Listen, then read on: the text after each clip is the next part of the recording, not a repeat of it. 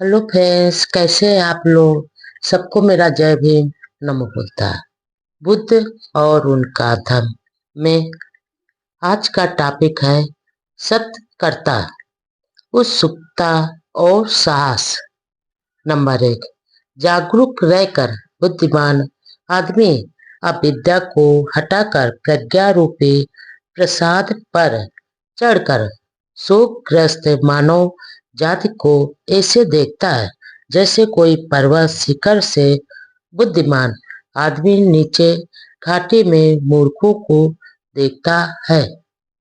Number 2, प्रमादियों के बीच अप्रमादी, सोते हुओं के बीच जागरूक ऐसे आगे बढ़ जाता है जैसे शीघ्र गामी अश्व दुर्बल घोड़े को पछाड़कर आगे बढ़ जाता है। नंबर 3, प्रमाद में मत पड़ो, काम भोगों में मत फंसो, अप्रमादी ही ध्यान लाभ करता है। नंबर 4, अप्रमाद अमृत पद है, प्रमाद मृत के समान है। जो अप्रमादी है वे नहीं मरते हैं और प्रमादी आलसी तो मरे समान ही होते हैं। नंबर 5, अपने जीवन के उद्देश्य को दूसरे के बड़े अर्थ के लिए भी ना छोड़ो। जब एक बार अपना उद्देश्य स्पष्ट हो जाए तो उसे दृढ़ता पूर्वक पकड़कर आगे बढ़ जाओ। नंबर 6, अप्रमादी बनो, प्रमाद को दूर भगाओ, सत्पथ पर चलो। जो आदमी सत्पथ पर चलता है वह संसार में सुखपूर्वक रहता है। नंबर 7, प्रमाद एक कलंक है, सतत प्रमाद एक काला धब्बा है। निरंतर प्रयास और प्रज्ञा की सहायता से प्रमाद रूपी विषैले तीर को निकाल कर बाहर करो। नंबर 8, प्रमाद में मत पड़ो, काम भोगों में मत फंसो, अप्रमादी तथा ध्यान में रत ही असीम सुख लाभ करते हैं। नंबर 9, यदि कोई अप्रमाद युक्त आदमी जागरूक रहता है, यदि वह विस्मरणशील नहीं है, यदि उसकी चर्या शुद्ध है, यदि वह विवेक से काम लेता है, यदि वह संयत है तथा उसका आचरण धर्मानुसार है तो उसका यश बढ़ता है। दुख और सुख, दान तथा करुणा। नंबर 1, गरीबी से दुख पैदा होता है। नंबर 2, लेकिन गरीबी के दूर होने से सुख का आना आवश्यक नहीं है। नंबर 3, ऊंचा जीवन स्तर नहीं बल्कि ऊंचे आचरण सुख प्रदान करते हैं। नंबर 4, यही बौद्ध जीवन मार्ग है। नंबर 5, भूख सबसे बड़ा रोग है। नंबर 6, आरोग सबसे बड़ा लाभ है, संतोष सबसे बड़ा धन है, विश्वास सबसे बड़ा बंधु है और निर्वाण सबसे बड़ा सुख है। नंबर 7, बैरियों के बीच में भी अबैरी होकर हमें सुखपूर्वक रहना चाहिए। नंबर 8, तृष्णा से पीड़ितों के बीच तृष्णा रहित होकर हम सुखपूर्वक जीवन गुजारें। नंबर 9, लोभियों के बीच में लोभ रहित होकर हम सुखपूर्वक जीवन गुजारें। नंबर 10, जिस प्रकार खरपतवार खेतों को हानि पहुंचाती है उसी प्रकार काम वासना मानव समाज का नाश करती है। इसलिए काम वासना से मुक्त को दान देने का महाफल होता है। नंबर 12, जिस प्रकार बेकार की खरपतवार खेतों को हानि पहुंचाती है उसी प्रकार तृष्णा यानी लालसा मानव समाज का नाश करती है। इसलिए तृष्णा मुक्त को दान देने का महाफल होता है।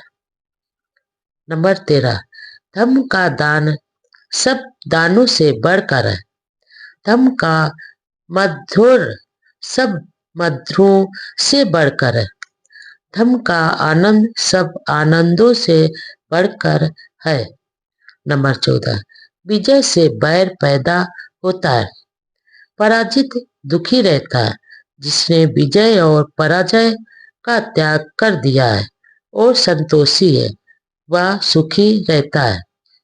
नंबर 15, रागनी के समान आग नहीं, घृणा के समान पराजय नहीं, इस संसार के समान कोई पीड़ा का कारण नहीं, शांति के समान कोई सुख नहीं।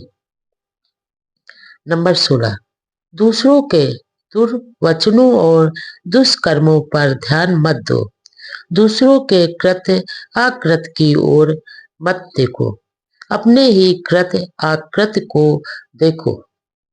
नंबर 17, जो विनम्र है, जो शुद्ध गवेश के है, जो आसक्ति रहित है, जो एकांत का इच्छुक है, जिसका जीवन पवित्र है तथा जो विवेक प्रिय है, उसके लिए जीवन कठिनाई से गुजरता है। नंबर 18, क्या संसार में कोई ऐसा दोष रहित आदमी है जो शिकायत का अवसर नहीं देता? जैसे अच्छा घोड़ा अपने सवार को कभी चाबुक मारने का अवसर नहीं देता। नंबर 19, किसी से कठोर वचन मत बोलो, ऐसा बोलने पर दूसरे भी वैसा ही उत्तर देंगे। क्रोध युक्त वाणी दुखद है, दूसरों पर प्रहार करने पर तुम पर भी प्रहार होगा।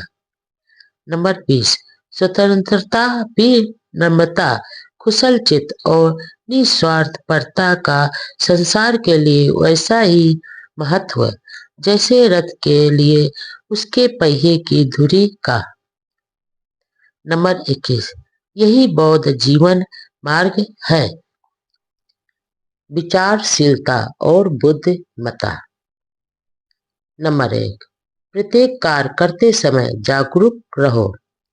प्रत्येक काम में सोच विचार से काम लो। हर विषय में अप्रमादी और उत्साही रहो। नंबर 2, यही बौद्ध जीवन मार्ग है। नंबर 3, जो कुछ हम हैं या सब कुछ हमारे विचारों का ही परिणाम है, या हमारे विचारों पर आधारित है, या हमारे विचारों से ही निर्मित है। यदि आदमी बुरे विचारों से कुछ भी बोलता या करता है तो दुख उसका पीछा करता है। यदि आदमी पवित्र विचारों से कुछ बोलता या करता है तो सुख उसका पीछा करता है। इसलिए पवित्र विचार महत्वपूर्ण है। नंबर 4, विचारहीन मत बनो, विचारवान बनो। दलदल में फंसे हुए हाथी की तरह अपने आप को पाप से उबारो। नंबर 5, आदमी को चाहिए कि वह अपने चित्त की रक्षा करे। चित्त में पैदा होने वाले विचारों को समझ पाना कठिन है। वह चंचल है या जहां चाहे झट से चला जाता है। ठीक प्रकार सुरक्षित चित्त सुख लाता है। नंबर 6, जिस प्रकार ठीक से न छाई गई छत में वर्षा का पानी घुस जाता है, ठीक उसी प्रकार असंयत चित्त में राग प्रवेश कर जाता है। नंबर 7, जिस प्रकार ठीक से छाई हुई छत में वर्षा का पानी नहीं घुस पाता है, ठीक उसी प्रकार संयत चित्त में राग का प्रवेश नहीं हो पाता है। नंबर 8, पहले तो यह चित्त जहाँ चाहे चला जाता था, लेकिन अब मैं इस चित्त को वैसे ही संयत रखूंगा जैसे मस्त हाथी को महावत अंकुश से बस में रखता है। नंबर 9, जहाँ चाहे वहाँ जाने वाले उस चित्त को साधना अच्छा है, जो बस में नहीं रह पाता है, किंतु साधा गया चित्त सुख लाता है। नंबर 10, जो इस दूरगामी चित्त को संयत रखेंगे, वे मार बराबर काम राग के बंधन से मुक्त होंगे। नंबर 11, यदि आदमी का चित्त अस्थिर है, यदि वह धर्म का जानकार नहीं है, यदि उसका चित्त शांत नहीं है, तो उसकी प्रज्ञा कभी पूर्णता को प्राप्त नहीं होगी। नंबर 12, एक दोष से भरा हुआ जितनी हानि दूसरे देश भरे की करता है, एक शत्रु जितनी हानि अपने शत्रु की करता है, गलत मार्ग पर लगा चित्त उससे कहीं अधिक हानि करता है। नंबर 13, ठीक मार्ग पर लगा चित्त आदमी की जितनी भलाई कर सकता है, उतनी भलाई न माता, न पिता और न ही दूसरे रिश्तेदार कर सकते हैं।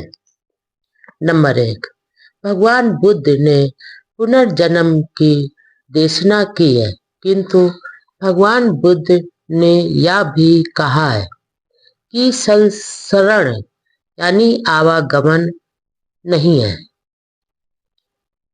नंबर 2, ऐसे लोगों की कमी नहीं थी जो भगवान बुद्ध पर यह दोषारोपण करते थे कि वह तो परस्पर विरोधी सिद्धांतों की देशना करते थे।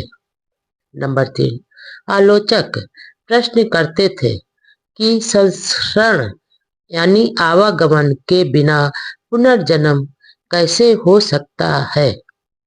नंबर 4, वे कहते थे यह बिना संसरण के पुनर्जन्म की बात है, भला ऐसे कैसे संभव हो सकता है। नंबर 5, इसमें कहीं कुछ भी विरोधाभास नहीं है। संसरण यानी आवागमन के न होने पर भी पुनर्जन्म हो सकता है। नंबर 6, राजा मिलिंद के प्रश्नों के उत्तर में भदंत नागसेन ने इसे अच्छी तरह स्पष्ट किया है। नंबर 7, बैक्टीरिया के राजा मिलिंद ने थेर नागसेन से प्रश्न किया, क्या भगवान बुद्ध पुनर्जन्म यानी संसरण मानते थे। नंबर 8, थेर नागसेन का उत्तर था हाँ। नंबर 9, तो क्या इसमें परस्पर विरोधाभास नहीं है। नंबर 10, थेर नागसेन ने उत्तर दिया नहीं। नंबर 11, क्या बिना आत्मा के पुनर्जन्म संभव है। नंबर 12, थेर नागसेन बोले हाँ, ऐसा निश्चय से हो सकता है। नंबर 13, कृपया समझाइए कि यह कैसे हो सकता है। नंबर 14, राजा बोला, अंते जहाँ संसरण यानी आवागमन नहीं है, क्या वहाँ पुनर्जन्म हो सकता है। नंबर 15, हाँ हो सकता है। नंबर 16, लेकिन यह कैसे हो सकता है, मुझे एक उदाहरण देकर समझाइए। नंबर 17, राजन, मान लो कि यदि एक आदमी एक दीपक को दूसरे दीपक से सजाए तो क्या यह कहा जा सकता है कि यह एक संस्करण दूसरी जगह हो गया। नंबर 18, निश्चय से नहीं। नंबर 19, राजन, इसी प्रकार बिना संस्करण के पुनर्जन्म होता है। नंबर 20, मुझे एक और उदाहरण दे। नंबर 21, महाराज, क्या आपको कोई छंद बराबर कविता का चरण याद है जो आपने बचपन में अपने आचार्य से सीखा हो? नंबर 22, हाँ मुझे याद है। नंबर 23, तो क्या वह छंद आपके आचार्य के मुंह से निकलकर आपके मुंह में आया? नंबर 24, निश्चय से नहीं। नंबर 25, राजन, इसी प्रकार बिना संसरण के पुनर्जन्म होता है। नंबर 26, भंते, बहुत ठीक। नंबर 27, राजा बोले, भंते क्या आत्मा जैसी कोई चीज है? नंबर 28, अर्थात दृष्टि से आत्मा जैसी कोई वस्तु नहीं है। नंबर 29, भंते, बिल्कुल ठीक। भ्रम के कारण। बुद्धवादी, तर्क संगत व मानव कल्याण की बात है। बुद्ध वचन। नंबर 1, भगवान बुद्ध के उपदेशों को जिन श्रोताओं ने सुना उनमें अधिकांश भिक्षु थे। नंबर 2, किसी भी विषय में भगवान बुद्ध का क्या कहना था उसे जनसाधारण तक पहुंचाने वाले भिक्षुगण ही थे। नंबर 3, लेखन कला अभी विकसित नहीं हुई थी, इसलिए भिक्षुओं को वह सब कंठस्थ करना होता था। प्रत्येक भिक्षु जो कुछ वे सुनते थे, प्रत्येक भिक्षु जो कुछ सुनता था उसे कंठस्थ करने की चिंता नहीं करता था। लेकिन कुछ भिक्षु थे जिन्होंने कंठस्थ करना अपना व्यवसाय बना लिया था। वे भाड़क कहलाते थे। नंबर 4, बौद्ध। त्रिपट और उसकी अष्ट कथाएं समुद्र की तरह विशाल है। उन्हें कंठस्थ कर पाना सचमुच एक बड़ा असाधारण कार्य था। नंबर 5, प्रायः ऐसा पाया गया है कि भगवान बुद्ध ने जो कुछ कहा उसे गलत ढंग से प्रस्तुत किया गया है। नंबर 6, भगवान बुद्ध के जीवन काल में ही कई बार उनके वचनों के गलत प्रस्तुतिकरण की जानकारी उनको दी गई। नंबर 7, उदाहरण के तौर पर ऐसी 5 अवसरों पर उल्लेख किया जा सकता है। एक का उल्लेख अलग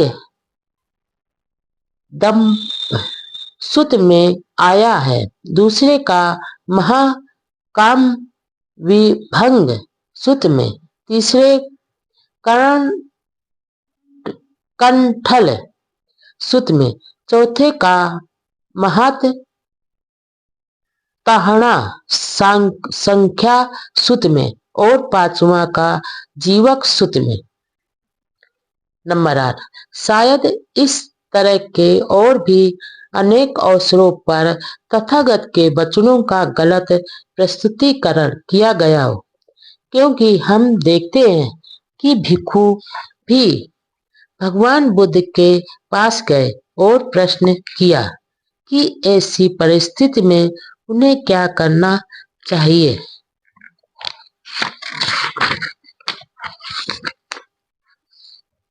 नंबर 9, कर्म और पुनर्जन्म के बारे में बुद्ध वचनों के गलत प्रस्तुतिकरण के अवसर समान बात है।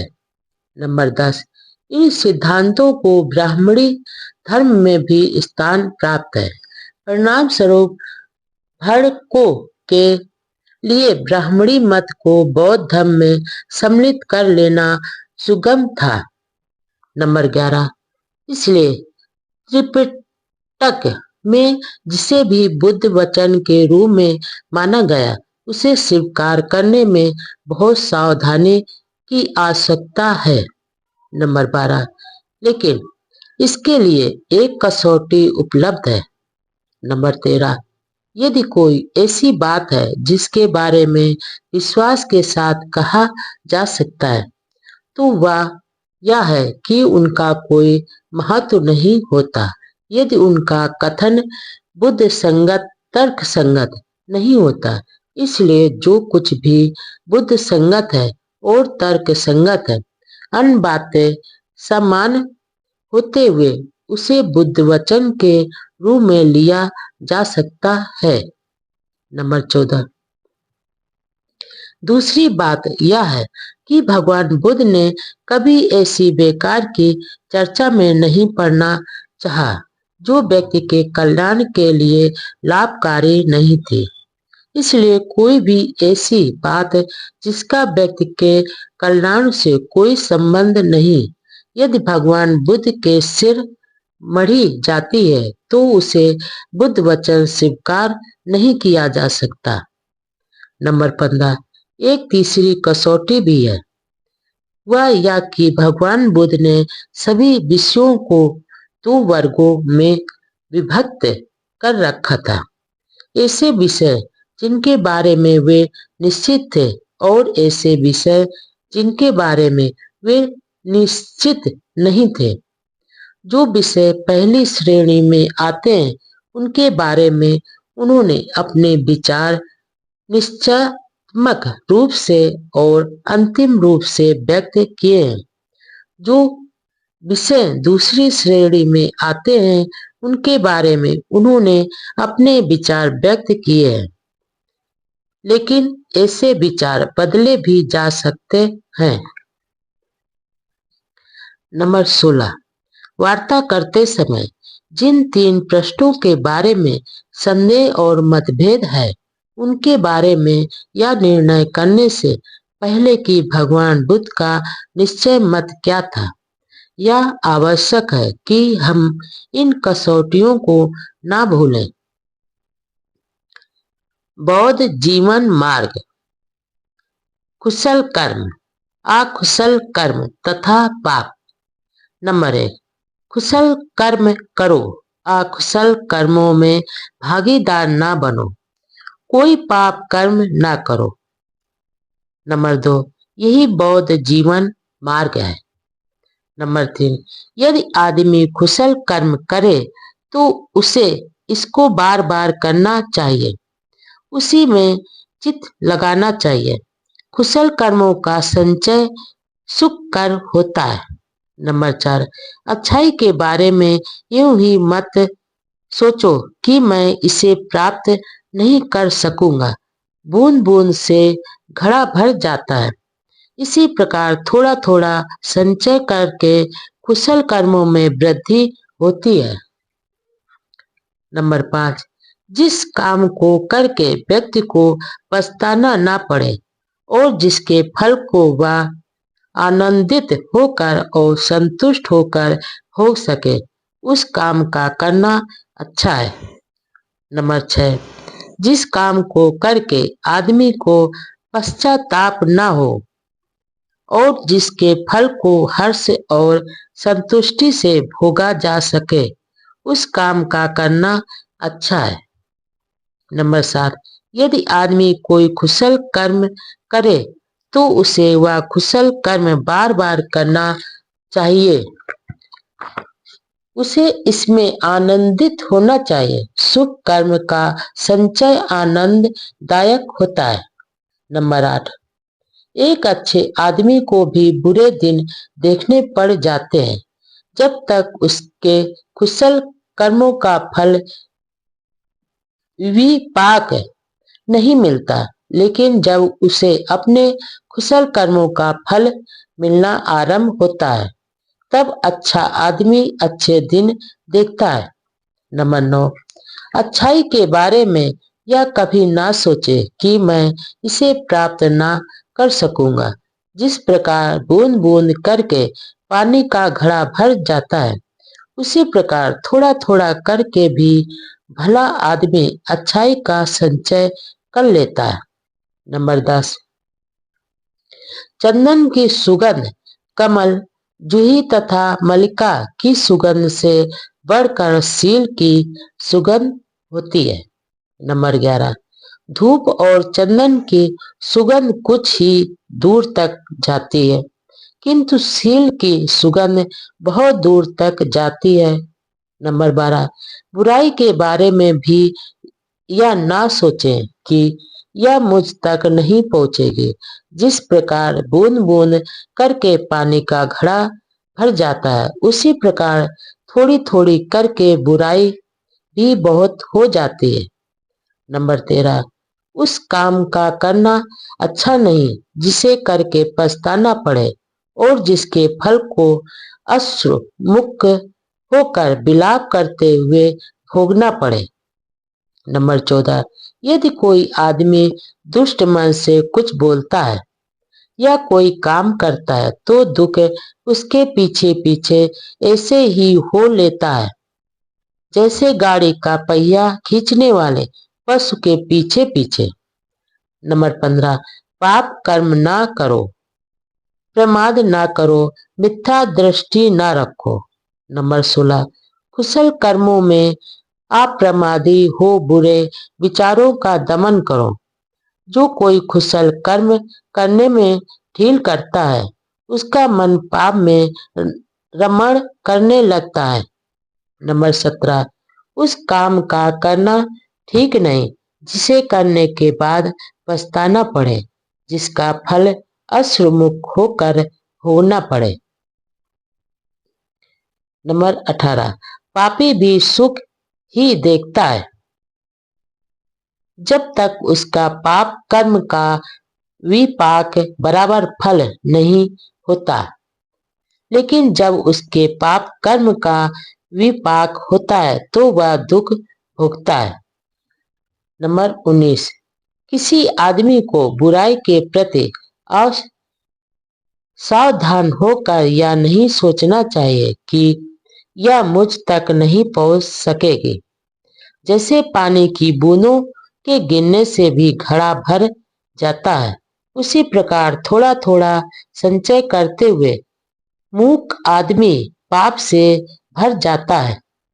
नंबर 20, आदमी को कुशल कर्म करने में जल्दी करनी चाहिए और मन को बुराई से दूर रखना चाहिए।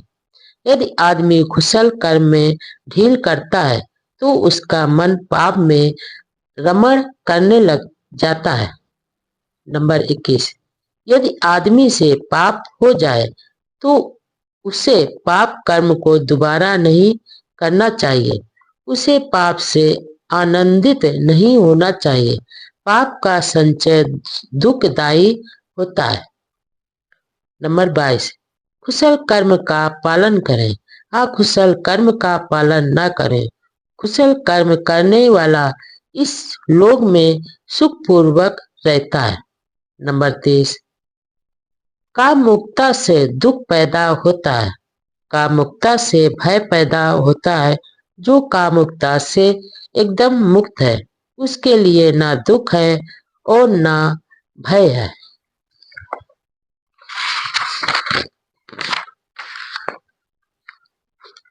नंबर 24, भूख सबसे बड़ा रोग है, संस्कार सबसे बड़ा दुख है। जो इस सत्य को जान लेता है उसके लिए निर्वाण सबसे बड़ा सुख हो जाता है।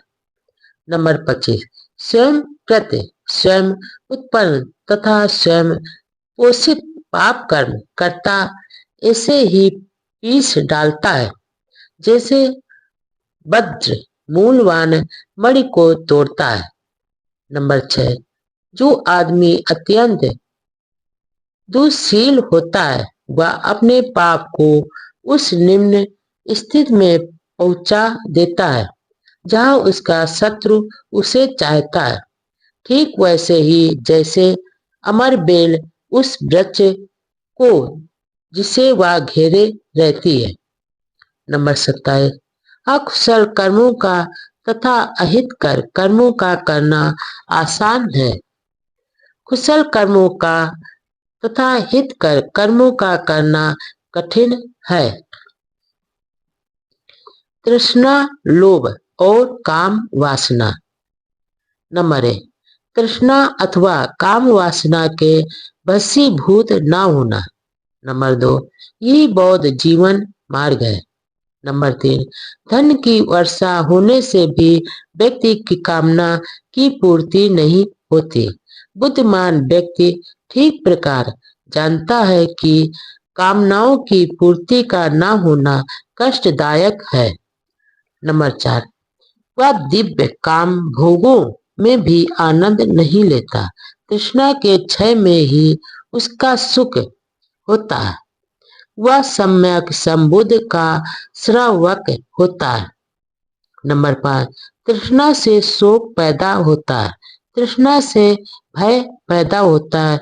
जो तृष्णा से मुक्त है उसके लिए ना शोक है ना भय है। नंबर 6, तृष्णा से दुख की उत्पत्ति होती है। तृष्णा से ही भय उत्पन्न होता है। जो व्यक्ति तृष्णा से पूर्णतया मुक्त है उसके लिए ना दुख है ना भय है। नंबर 7, जीवन के अर्थात उद्देश्य को भूलकर जो मिथ्याभिमान में लिप्त होता है वही समय बाद ध्यान करने वाले से ईर्ष्या करने लगता है। नंबर 8, आदमी को किसी भी वस्तु के प्रति आसक्ति नहीं होनी चाहिए। वस्तु विशेष की हानि से दुख होता है। जिन्हें ना किसी से प्रेम है और ना घृणा है वे बंधन मुक्त है। नंबर 9, काम भोग से दुख पैदा होता है। काम भोग से भय पैदा होता है। जो काम भोग से मुक्त है उसे ना दुख है और ना भय है। नंबर 10, आसक्ति से दुख पैदा होता है। शक्ति से भय पैदा होता है।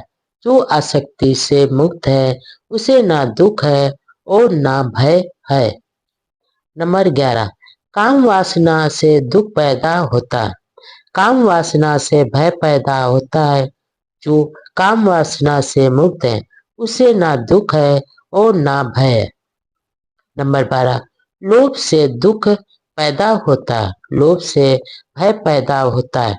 जो लोभ से मुक्त है उसे ना दुख है और ना भय है। नंबर 13, जो शीलवान है, जो प्रज्ञावान है, जो न्यायप्रिय है, जो सत्यवादी है तथा जो अपने कर्तव्य को पूरा करता है इससे सभी प्यार करते हैं। नंबर 14, जो आदमी चिरकाल के बाद प्रवास में सकुशल लौटता है उसका रिश्तेदार मित्र तथा प्रियजन अभिनंदन करते हैं।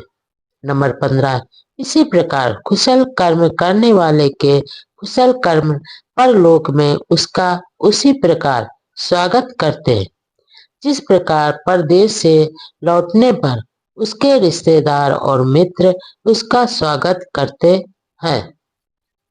ठेस यानी पीड़ा और द्वेष यानी घृणा। नंबर 1, किसी को ठेस यानी आघात अथवा पीड़ा मत पहुंचाओ। किसी से द्वेष मत रखो।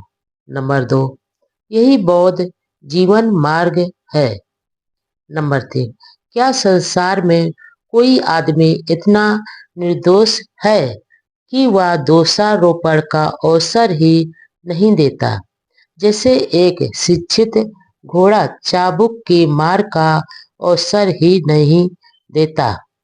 नंबर 4, श्रद्धा, शील, वीर, समाधि, धर्म, विचय बराबर सत्य की खोज, विद्या तथा आचरण की पूर्णता तथा स्मृति बराबर जागरूकता से इस महान दुख का अंत करो। नंबर 5, प्रवज्जित का सबसे उत्तम अभ्यास है दीर्घकालीन दुख में भी धैर्य रखना। निर्वाण सबसे बड़ा दुख है ऐसा बुद्ध कहते हैं। जो दूसरों को आघात पहुंचाता है वह प्रवज्जित नहीं। जो दूसरों को पीड़ा दे वह श्रमण नहीं है। नंबर 6, वाणी से बुरा वचन न बोलना। किसी को हानि ना पहुंचाना, विनय पूर्वक, बराबर नियमानुसार संयत रहना, यही बुद्ध की देशना है। नंबर 7, ना जीव हिंसा करो और ना कराओ। नंबर 8, अपने लिए सुख चाहने वाला जो सुख चाहने वाले अन्य प्राणियों को ना कष्ट देता है और ना ही उनकी हत्या करता है, यह सुख प्राप्त करेगा। नंबर 9, यदि कांसे के टूटे बर्तन की तरह तुम निःशब्द हो जाओ तो तुमने निर्वाण प्राप्त कर लिया, तुम क्रोध से मुक्त हो जाओगे। नंबर 10, जो निर्दोष और कर व्यक्तियों को कष्ट पहुंचाता है वह स्वयं कष्ट भोगेगा। नंबर 11, जो कसाय वस्त्र में शांत निःशब्द अपने बस में संयत पवित्र है और दूसरों का छिद्रापेषण यानी बुराई ढूंढना नहीं करता फिरता, वह वास्तव में एक श्रमण है, एक भिक्षु है। नंबर 12, क्या संसार में कोई आदमी लज्जावश इतना संयत है कि उसे कोई उत्तेजित ही ना कर सके, जैसे अच्छा घोड़ा चाबुक की अपेक्षा नहीं रखता। नंबर 13, यदि कोई आदमी किसी हानि कर शुद्ध और निर्दोष आदमी को कष्ट पहुंचाता है तो उसका पाप लौटकर उसी मूर्ख आदमी पर पड़ता है, ठीक वैसे ही जैसे हवा के विरुद्ध फेंकी हुई धूल फेंकने वाले पर ही आकर पड़ती है। क्रोध और शत्रुता बैर। नंबर 1, क्रोध मत करो, शत्रुता को भूल जाओ, अपने शत्रुओं को मैत्री से जीतो। नंबर 2, यही बौद्ध जीवन मार्ग है। नंबर 3, क्रोधाग्नि शांत की जानी चाहिए।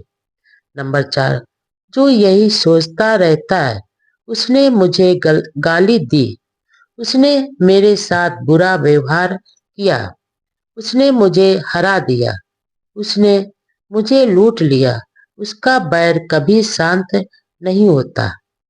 नंबर 5, जो ऐसे विचार नहीं रखता उसी का बैर शांत होता है। नंबर 6, शत्रु तो शत्रु ही हानि करता है और घृणा करने वाले की, लेकिन अंत में यह किसकी हानि होती है। नंबर 7, आदमी क्रोध को अक्रोध से जीते, बुराई को भलाई से जीते, लोभी को उदारता से जीते और झूठे को सच्चाई से जीते। नंबर 8, सत्य बोले, क्रोध ना करे, थोड़ा होने पर भी दे। नंबर 9, क्रोध का त्याग करे, अभिमान को छोड़ दे, सब बंधनों को तोड़ दे। जो आदमी नाम रूप में आसक्त नहीं है, जो किसी भी चीज को अपना नहीं समझता, उसे कोई कष्ट नहीं होता। नंबर 10, जो चढ़े क्रोध को भ्रमण करते रथ की भात पकड़ ले, उसे मैं सारथी कहता हूँ। दूसरे लोग तो लगाम थामने वाले मात्र हैं। नंबर 11, विजय तो बैर को उत्पन्न करती है और पराजित आदमी दुख की नींद सोता है। राग आदि द्वेष जिसके शांत है वह आदमी जय पराजय को छोड़कर सुख की नींद सोता है। नंबर 12, काम गिन के समान आग नहीं, घृणा के समान दुर्भाव नहीं, इस कंधों के समान दुख नहीं, निर्वाण से बढ़कर सुख नहीं। नंबर 13, बैर से बैर कभी शांत नहीं होता, प्रेम से ही बैर शांत होता है, यही सनातन नियम है। व्यक्ति, मन और मन के मैल। नंबर 1, आदमी वैसा ही होता है जैसा उसका मन उसको बना देता है। नंबर 2, सब मार्ग पर आगे बढ़ने के लिए मन को साधना पहला कदम है। नंबर 3, बौद्ध जीवन मार्ग में यह मुख्य शिक्षा है। नंबर 4, हर बात में मन ही प्रमुख तत्व है, मन ही सर्वश्रेष्ठ है। नंबर 5, यदि कोई आदमी दुष्ट मन से बोलता है या करता है तो दुख उसके पीछे ऐसे ही हो लेता है जैसे गाड़ी के पहिए गाड़ी खींचने वाले पशु का पीछा करते हैं। नंबर 6, यदि आदमी स्वच्छ मन से बोलता है या करता है तो कभी साथ न छोड़ने वाली छाया की तरह सुख उसका पीछा करता है। नंबर 7, रक्षित होने में कठिन और दीर्घ सिद्ध होने में कठिन इस चंचल मन को मेधावी आदमी उसी प्रकार सीधा करता है जैसे बाड़ बनाने वाला बाड़ को। नंबर 8, जिस प्रकार पानी से बाहर निकाल कर घूम में फेंक दी गई मछली फड़फड़ाती है, उसी प्रकार मार राग द्वेष मोह के फंदे से मुक्त होने के लिए यह मन फड़फड़ाता है। नंबर 9, जिसे नियंत्रण में रखना कठिन है, जो चंचल है, जो हमेशा आनंद ही खोजता रहता है, ऐसे मन को नियंत्रण में रखना अच्छा है। नियंत्रित मन सुख लाता है। नंबर 10, अपने आप को एक दीप के समान बनाओ, परिश्रम करो। जब तुम्हारे चित्त मलों का नाश हो जाएगा और तुम निर्दोष हो जाओगे तो तुम मनोनीत दिव्य लोक को प्राप्त हो जाओगे। नंबर 11, बुद्धिमान पुरुष क्षण क्षण क्रमशः थोड़ा थोड़ा अपने मल बराबर जंग को वैसे ही जलाए जैसे कि सुनार चांदी के मल को जलाता है। नंबर 12, लोहे से उत्पन्न मल बराबर जंग जैसे जिससे उत्पन्न होता है उसे ही खा जाता है, उसी प्रकार अति चंचल पुरुष के अपने ही कर्म उसे दुर्गति की ओर ले जाते हैं। नंबर 13, लेकिन सब मलों से भी बढ़कर एक मल है, अविद्या। अविद्या इस सब से बढ़कर मल है। हे भिक्षु, इस मल का त्याग कर निर्मल बनो। नंबर 14, जो आदमी कौवे की तरह निर्लज्ज है, शरारती है, तू साहसी है, दुष्ट है, उसका जीवन सुखपूर्वक बीतता देखा जाता है। नंबर 15, लेकिन जो आदमी भी नम्र है, सदैव पवित्रता का ध्यान करने वाला, अनासक्त है, शांत है, निर्मल है, बुद्धि युक्त है, ऐसे आदमी के जीवन को कठिनाई से बीतते देखते हैं। नंबर 16, जो आदमी जीव हिंसा करता है, जो झूठ बोलता है, जो चोरी करता है, जो पर स्त्री गमन करता है, वह यही इसी संसार में अपने जीवन का नाश करता है।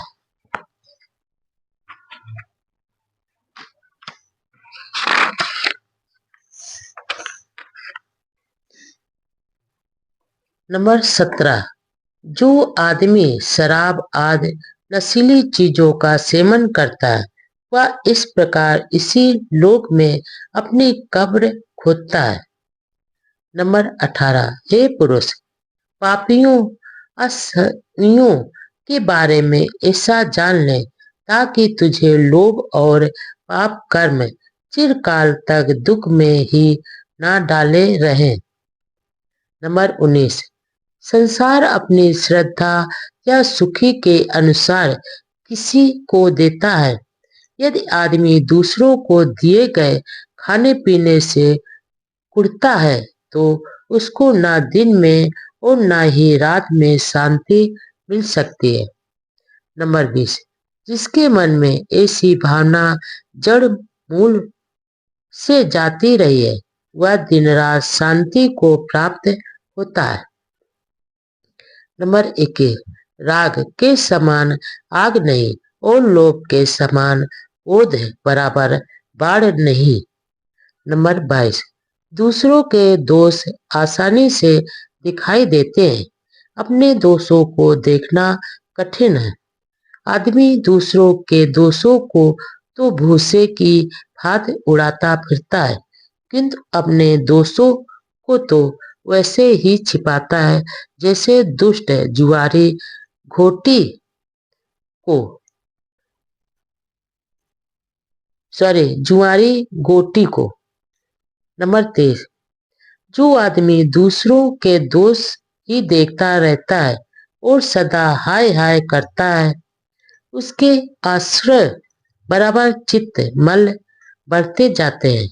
वह चित्त मलों का नाश करने से बहुत विरत होता है। नंबर 24, सभी पापों से दूर रहो, कुशल कर्म करो, अपने चित्त को शुद्ध रखो, यही बुद्ध की शिक्षा है। स्वयं के बारे में और स्व विजय बराबरनी स्वयं को जीतना। नंबर 1, यदि किसी में अपनापन है तो उसे स्व विजयी होना चाहिए। नंबर 2, यही बौद्ध जीवन है, यही बौद्ध जीवन मार्ग है। नंबर 3, व्यक्ति स्वयं ही अपना स्वामी है, दूसरा कौन उसका स्वामी हो सकता है। अपने आप को संयत रखने पर व्यक्ति एक दुर्लभ स्वमित को पाता है जिसे बहुत कम लोग पा सकते हैं। नंबर 4, जो मूर्ख पूजनीय अर्थों के आरोग्य अथवा शीलवानों के शासन का तिरस्कार करता है और झूठे सिद्धांतों का अनुसरण करता है वह कष्ट बराबर बांस के फल की तरह अपने विनाश का स्वयं ही कारण बनता है। नंबर 5, आदमी अपने आप ही पाप कर्म करता है, अपने आप ही दुख उठाता है, अपने आप ही पाप कर्म से विरत रहता है, अपने आप ही शुद्ध होता है। शुद्धि और अशुद्धि, उत्थान और पतन प्रत्येक की व्यक्तिगत बात है, कोई व्यक्ति दूसरे को शुद्ध नहीं कर सकता।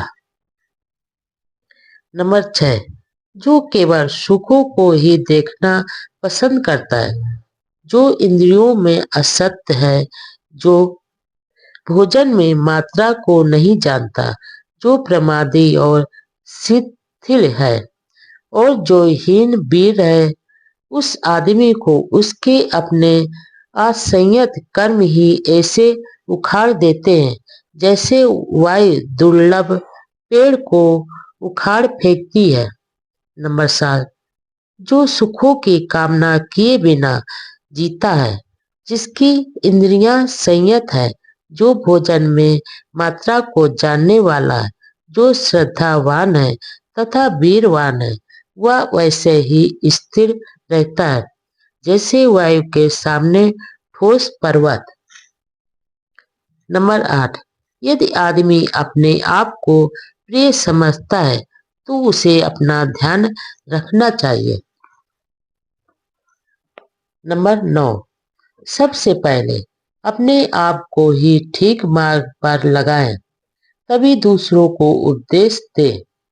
बुद्धिमान आदमी किसी को ऐसा अवसर ना दे कि दूसरे उसे कुछ कह सके। नंबर 10, अपने आप को काबू में रखना कठिन है, यदि आदमी अपने आप को वैसा बनाए जैसा कि वह दूसरों को उपदेश देता है, तो इस प्रकार ठीक संयत आदमी दूसरों को संयत रख सकता है।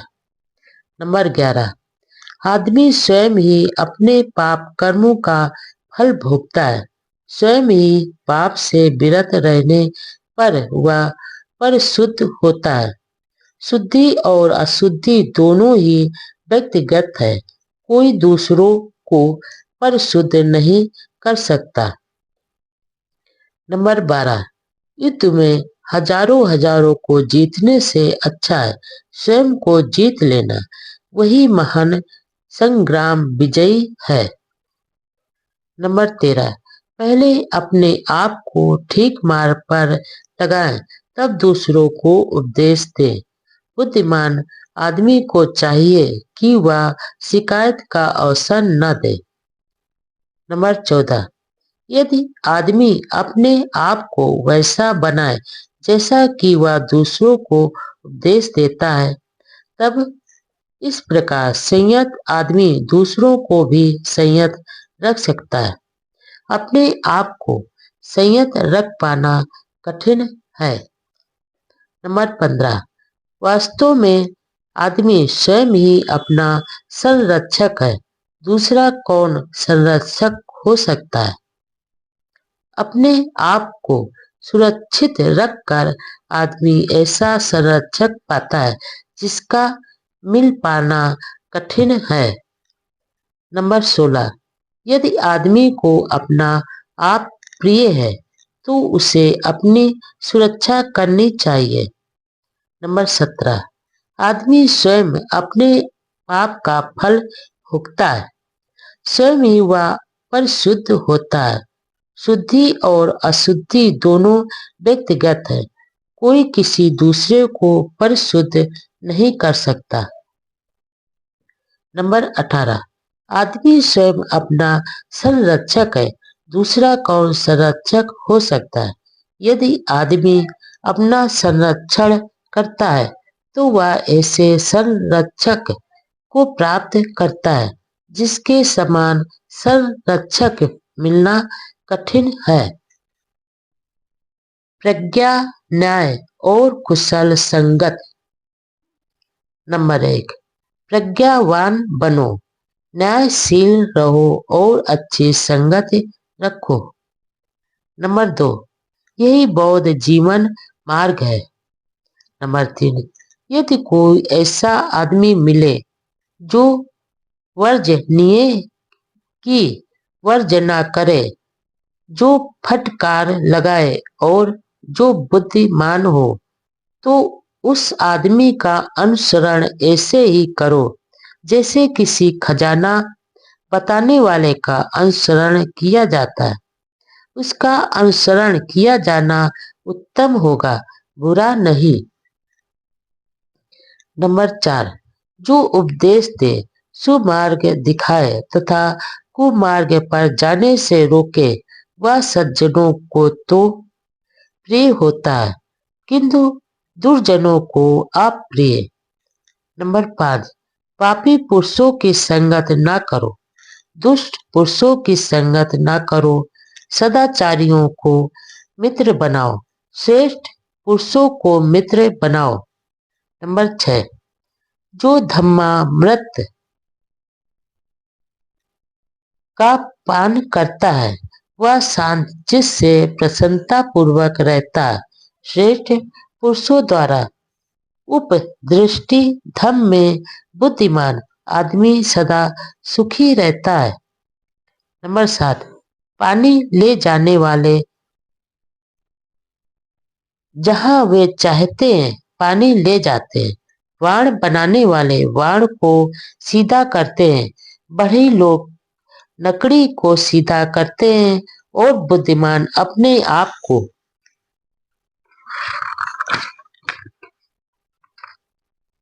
विनीत बराबर नियमानुसार चलने वाला बनाते हैं। नंबर 8, जिस प्रकार एक ठोस पर्वत वायु के झोंके से नहीं हिल पाता, उसी प्रकार पंडित जन यानी बुद्धिमान निंदा और प्रशंसा से विचलित नहीं होते। नंबर 9, धम्म सुनने के पश्चात बुद्धिमान जन एक गहरी, धीर और शांत झील की तरह स्वच्छ हो जाते हैं। नंबर 10, सत्पुरुष सभी परिस्थितियों में सम बने रहते हैं। सत्पुरुष वासनाओं की तृप्ति के लिए कभी मुंह नहीं खोलते। वे चाहे सुख का अनुभव करें अथवा दुख का, वे आनंदित या उदास भाव प्रदर्शित नहीं करते। नंबर 11, जब तक पाप कर्म पकता नहीं तब तक मूर्ख आदमी इसे मधु की तरह मधुर समझता है, लेकिन जब पाप कर्म पकता है तब मूर्ख आदमी दुखी होता है। नंबर 12, जब मूर्ख आदमी पाप कर्म करता है तो वह नहीं जानता है कि मैं पाप कर्म कर रहा हूँ, लेकिन दुष्ट आदमी अपने ही पाप कर्मों से आग के समान जलता है। नंबर 13, जागने वाले के लिए रात लंबी होती है, थके के लिए योजना लंबा होता है। सच्चे धर्म को न जानने वाले मूर्ख के लिए जीवन आवागमन लंबा होता है। नंबर 14, विचरण करते समय यदि अपने से श्रेष्ठ या अपने समान व्यक्ति को न पाए तो दृढ़ता के साथ अकेले ही विचरण करें। मूर्ख से मित्रता ठीक नहीं। नंबर 15, यह मेरा पुत्र है, यह मेरा धन है, यही सोचकर मूर्ख परेशान होता है। जब शरीर ही अपना नहीं है तो कहाँ पुत्र और कहाँ यह धन उसका अपना होगा। अकेले रहना अच्छा है, मूर्ख की संगत अच्छी नहीं। नंबर 16, जो मूर्ख होने पर अपनी मूर्खता को जानता है वह कम से कम इस अंश तक तो पंडित बराबर जानकर होता ही है, किंतु जो मूर्ख होकर भी अपने को पंडित होने का दम भरता है वही अर्थार्थ में मूर्ख होता है। नंबर 17, यदि मूर्ख जीवन भर पंडित की सेवा में रहे तो भी वह धर्म को वैसे ही नहीं जान सकता जैसे कि कड़छी दाल के रस को। नंबर 18, चाहे बिग बराबर बुद्धिमान पुरुष एक मुहूर्त ही पंडित की सेवा में रहे तो भी वह शीघ्र ही धर्म को जान सकता है जैसे कि जीभ सूप यानी दाल के रस को। नंबर 19, दुर्बुद्धि मूर्ख अपना शत्रु स्वयं होकर पाप कर्म करते विचरण करता है जिसका फल कड़वा होता है। नंबर 20, उस कार्य का करना उचित नहीं जिसे करके आदमी को पछताना पड़े और जिसका फल रोते हुए भोगना पड़े। नंबर 21, उसी कार्य का करना उचित है जिसे करके पछताना ना पड़े और जिसके फल को प्रसन्नचित्त होकर भोग सके। नंबर 22, मूर्ख आदमी का पाप कर्म जब तक पकता नहीं तब तक वह उसे मद की तरह मीठा समझता है, किंतु ज्यों ही पाप कर्म पक कर तैयार होता है तब मूर्ख दुख को प्राप्त होता है। नंबर 23, यज्ञ यानी अज्ञानी जब तक पाप का परिपाक बराबर फल नहीं पाता तब तक उसे मधु के समान जानता है। जब पाप का परिपाक बराबर फल होता है तो दुखी होता है। नंबर 24, मूर्ख झूठी ख्याति चाहता है, भिक्षुओं में बड़ा बनना चाहता है, मठों में स्वामीपन चाहता और दूसरे कुलों में पूजना चाहता है। नंबर 25, बाल पक जाने से ही वह व्रत नहीं होता। उसके बाल भले ही पक जाए और वह व्रत हो जाए, किंतु वह व्रत बेकार ही कहलाएगा। नंबर 26, जिसमें सत्य है, शील है, करुणा है, संयम है, संतुलन है, जो पाप से दूर है, बुद्धिमान है, वही वास्तविक व्रत है। नंबर 27, ईर्ष्यालु, कंजूस, बेईमान आदमी अधिक बोलने से या वर्ण से सुंदर होने से आदरणीय नहीं होता, आदरणीय नहीं बनता। नंबर 28, जिसके ये सब दुर्गुण जड़ मूल से जाते रहे, जब वह घृणा से मुक्त होता है तथा बुद्धिमान होता है तो वह आदरणीय कहलाता है। नंबर 29, यदि आदमी हिंसा से किसी से कोई काम करा लेता है तो उससे वह न्याय नहीं माना जाता। जो धर्म और अधर्म की पहचान रखता है, जो बुद्धिमान है और जो हिंसा से नहीं बल्कि धर्मानुसार दूसरों का मार्ग प्रदर्शन करता है, धर्म का संरक्षक होने से और बिक बराबर बुद्धिमान होने से वह न्याय कहा जाता है। नंबर 30, बहुत बोलने से ही कोई आदमी पंडित नहीं होता। जो क्षमाशील होता है, जो घृणा और भय से मुक्त होता है, वही पंडित कहा जाता है। नंबर 31, बहुत बोलने से आदमी धर्मधर बराबर धार्मिक ग्रंथों का ज्ञाता नहीं होता। जो थोड़ा भी सुनकर धर्म का आचरण करता है और जो धर्म में असावधानी बराबर प्रमाद नहीं करता, वह धर्मधर होता है। नंबर 32, यदि आदमी को मार्ग में कोई बुद्धिमान साथी मिले जो धैर्यवान हो, सौम्य जीवन गुजारने वाला हो, तो उसे सभी खतरों पर विजय पाकर सुखपूर्वक किंतु विवेक युक्त होकर उसके साथ चलना चाहिए। नंबर 33, लेकिन यदि मार्ग में आदमी को कोई बुद्धिमान तथा शांत जीवन वाला साथी ना मिले तो जिस प्रकार राजा अपने पराजित देश को छोड़कर चल देता है, वैसे ही उसे जंगल के एकांकी गजराज की तरह अकेले ही चल देना चाहिए। जंगल में हाथी की तरह अकेला ही रहे। नंबर 34, अकेला रहना अच्छा है, मूर्ख की संगत अच्छी नहीं। आदमी अकेला चले, कोई पाप कर्म ना करे और वन में विचरण करते हुए गजराज की तरह सीमित इच्छाएं रखे। नंबर 35, अवसर आने पर मित्र सुख कर लगते हैं, भोग सुख कर लगता है। कारण कुछ भी हो, पुण्य कर्म का करना सुख कर होता है। मृत के अंतिम समय में किया पुण्य कर्म सुख कर होता है। सारे शोक का नाश सुख कर होता है। नंबर 36, संसार में मातृत्व सुख कर है, पितृत्व सुख कर है तथा श्रमण होना सुख कर है। नंबर 37, वृद्धावस्था तक शील पालन सुख कर है, दृढ़ता पूर्वक प्रतिष्ठित श्रद्धा सुख कर है, प्रज्ञा का लाभ सुख कर है तथा पापों का न करना सुख कर है।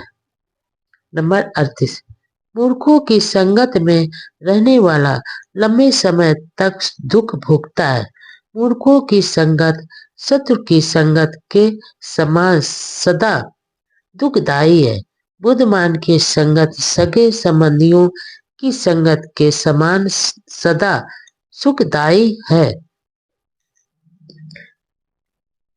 नंबर 39, इसलिए आदमी को चाहिए कि वह प्रज्ञावान, बुद्धिमान, विज्ञ, सहनशील, धर्माधर तथा श्रेष्ठ आदमी का ऐसे ही अनुसरण करें जैसे चंद्रमा नक्षत्र पथ का करता है। नंबर 40, मिथ्याभिमान न करें और काम भोगों के पीछे भी न पड़े। अप्रमादी को विपुल सुख प्राप्त होता है। नंबर 41, जब बुद्धिमान आदमी मिथ्याभिमान को सौम्यता से दूर कर देता है तो प्रज्ञा के प्रसाद का चढ़कर शोक रहित हो वह धैर्यवान शोकग्रस्त मूर्ख जनता को ऐसे देखता है जैसे पर्वत पर चढ़ा हुआ कोई धैर्यवान नीचे भूमि पर अवस्थित जनता को देखता है। नंबर 42, प्रमादियों में अप्रमादी, सोने वालों में जागरूक बुद्धिमान आदमी दूसरों को पीछे छोड़कर स्वयं इस प्रकार आगे बढ़ जाता है जैसे किसी दुर्लभ घोड़े को पीछे छोड़कर द्रुतगामी घोड़ा आगे चला जाता है। पुनर्जन्म, प्रारंभिक मृत्यु के बाद क्या होता है? नंबर 1, यह प्रश्न प्रायः पूछा जाता है कि मरने के बाद क्या होता है। नंबर 2, बुद्ध के समकालीन आचार्यों के दो अलग तरह के मत थे। एक वर्ग आत्मवादी या शाश्वतवादी कहलाता था, दूसरा उच्छेदवादी कहलाता था। नंबर 3, जो शाश्वतवादी था उसका कहना था कि आत्मा का मरण नहीं होता, इसलिए जीवन शाश्वत है। पुनर्जन्म द्वारा उसका नवीनीकरण होता रहता है। नंबर 4, उच्छेदवादियों का मत का सार एक शब्द उच्छेदवाद से ही स्पष्ट हो जाता है। उच्छेदवाद का अर्थ है कि मृत्यु विनाश ही प्रत्येक वस्तु का अंत है, मृत्यु के बाद कुछ भी शेष नहीं रहता। नंबर 5, भगवान बुद्ध शाश्वतवादी नहीं थे क्योंकि इसका अर्थ था एक पृथक नित्य आत्मा में विश्वास करना जिसके वे विरोधी थे। नंबर 6, तो क्या तथागत उच्छेदवादी थे? आत्मा के अस्तित्व में विश्वास न रखने के कारण स्वाभाविक तौर पर बुद्ध के उच्छेदवादी होने की उपेक्षा की जा सकती है। नंबर 7, लेकिन अलग दूपम सूत में भगवान बुद्ध ने शिकायत की है कि उन्हें उच्छेदवादी कहा जाता है जबकि अर्थात में वह उच्छेदवादी नहीं है। नंबर 8, उन्होंने जो भी कहा वह इस प्रकार है, यद्यपि मैं इस मत को स्थापित करता हूँ और इसी की देशना करता हूँ तो भी कुछ श्रमण ब्राह्मण गलती से मुझ पर सच्चाई के विपरीत उच्छेदवादी होने का झूठा आरोप लगाते हैं और कहते हैं कि मैं मानव के विघटन, विनाश और विध्वंस की शिक्षा देता। नंबर 9, यह कहा जाना ऐसा है जो मैं नहीं हूँ और जिसका मैं समर्थन नहीं करता, जिसे गलत ढंग से गलती से मेरे विरुद्ध उन भले लोगों द्वारा आरोपित किया जाता है जो मुझे उच्छेदवादी बताते हैं।